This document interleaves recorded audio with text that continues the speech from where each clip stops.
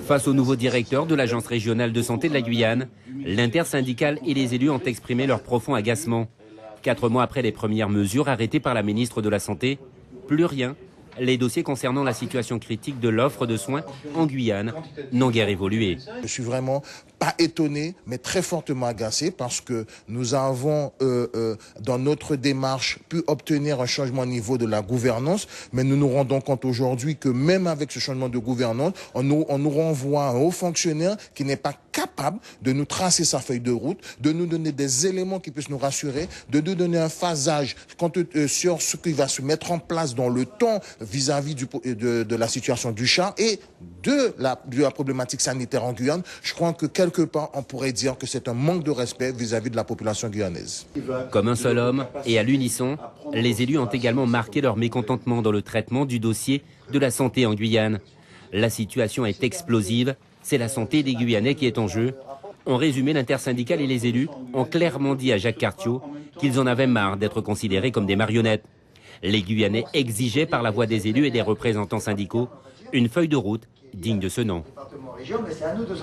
Je crois qu'il est essentiel que le nouveau directeur de l'ARS, qui a la responsabilité de la gestion de la santé des Guyanais, comprenne dès son arrivée que nous n'allons pas rigoler avec la situation de la santé.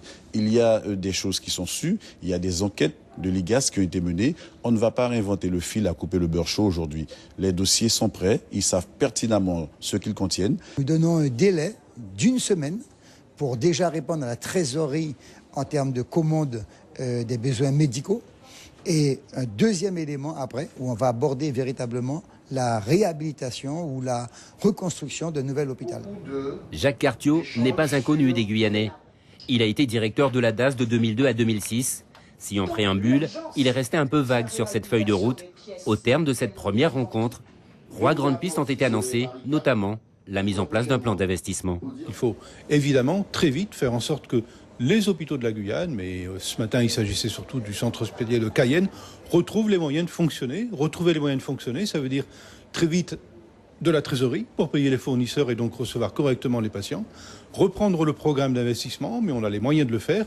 Et puis tout faire pour améliorer ce qu'on appelle l'attractivité de l'hôpital, c'est-à-dire en gros recruter des médecins de qualité pour assurer l'offre de services qui est due à la communauté guyanaise. Les différents partenaires devraient se retrouver dans 1 semaine avec l'espoir d'un contenu plus étoffé sur le développement de l'offre de soins sur notre territoire, au bénéfice des Guyanais. Peut-être qu'il faut sortir